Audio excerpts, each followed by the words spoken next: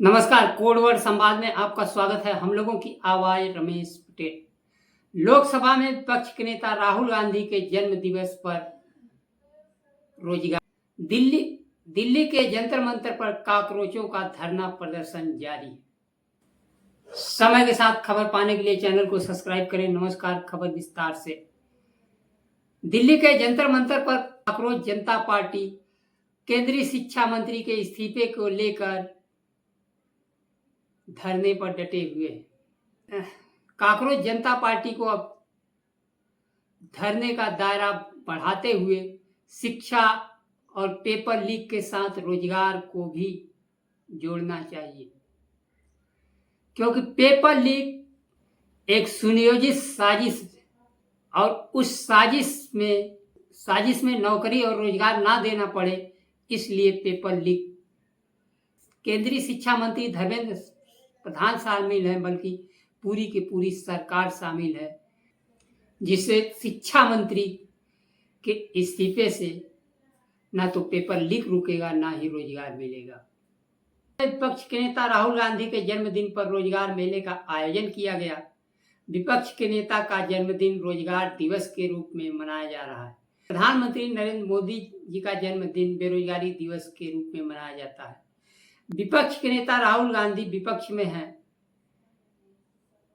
और विपक्ष में होते हुए भी वह रोजगार मेला का आयोजन कर रहे हैं, जबकि प्रधानमंत्री नरेंद्र मोदी सत्ता में होते हुए 2 करोड़ रोजगार का वादा करके रोजगार न देकर देश के संस्थानों को खत्म करके पेपर लीक और भर्ती परीक्षा के आयोजनों को किन्हीं न किन्हीं कारणों से टाला जा रहा है, भर्ती को रोका जा रहा है। प्रधानमंत्री नरेंद्र मोदी के कार्यकाल में देश में बेरोजगारी रिकॉर्ड स्तर पर पहुंच गया है।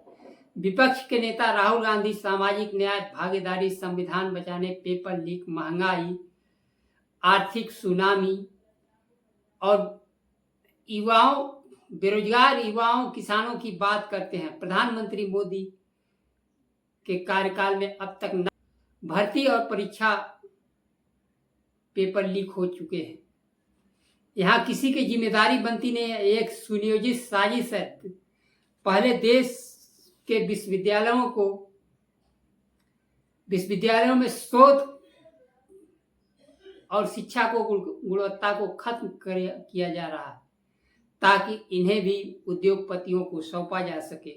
लोकतांत्रिक मूल्यों को विश्वविद्यालयों से खत्म किया गया। फर्जी शोध से देश एआई के मामले में गलगोटिया यूनिवर्सिटी का झूठा कुत्ता नचा रहा है।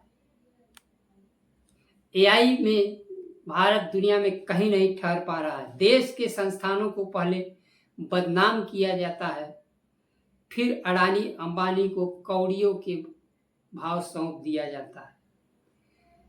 अब देश में शिक्षण संस्थान को भी अडानी अंबानी को सौंपा जा रहा है।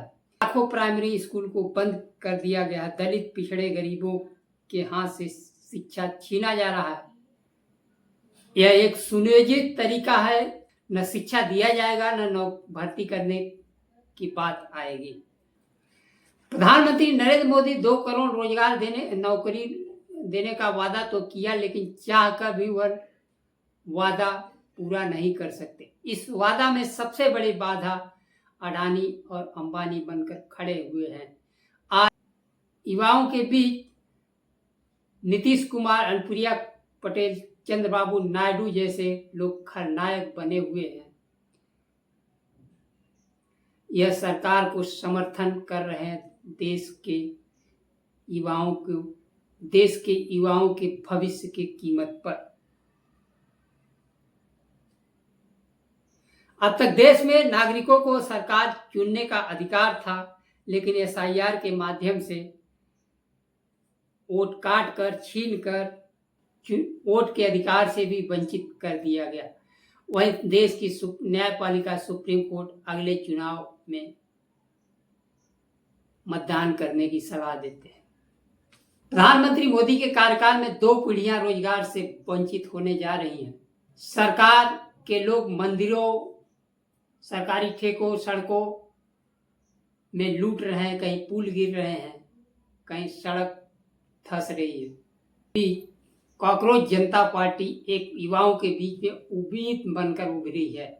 वहीं विपक्ष के नेता राहुल गांधी सड़क पर उतरकर न्याय के लिए प्रतिरोध की बात कर रहे हैं। देश के युवा और जनता ही प्रतिरोध के माध्यम से अपना हक, अधिकार, शिक्षा, नौकरी पाने में सफल हो सकती है। देश में सांसदों और विधायकों की बोली लग रही है। ना ही न्यायपालिका से उम्मीद है, ना ही संसद से और ना ही चुनाव आयोग से। के सारे दरवाजे बंद हो चुके हैं। एकमात्र रास्ता सड़क बचता है। जनता राज का, बाबा साहब के संविधान का राज स्थापित किया जा सकता है, जिसमें देश के सभी नागरिकों को बराबर का अधिकार होगा।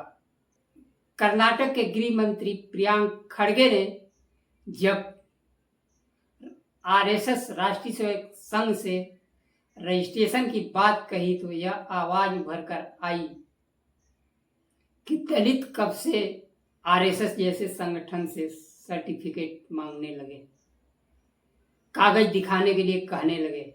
दलितों की आज भी स्थिति वह है कि वह मंत्री हो, प्रधानमंत्री हो, किसी भी स्तर पर चले जाएं, वह अपने वर्ग की, अपने समाज की और देश में न्याय और बंधुत्व लागू करने की व्यवस्था को नहीं उठा सकते हैं। उन्हीं पर उल्टा सवाल उठाया जाएगा। 100 साल से आरएसएस देश में चल रही है, लेकिन अभी तक रजिस्ट्रेशन नहीं हुआ है। अब तो आरएसएस सीधे सीधे देश की केंद्रीय सत्ता भी चला रही है।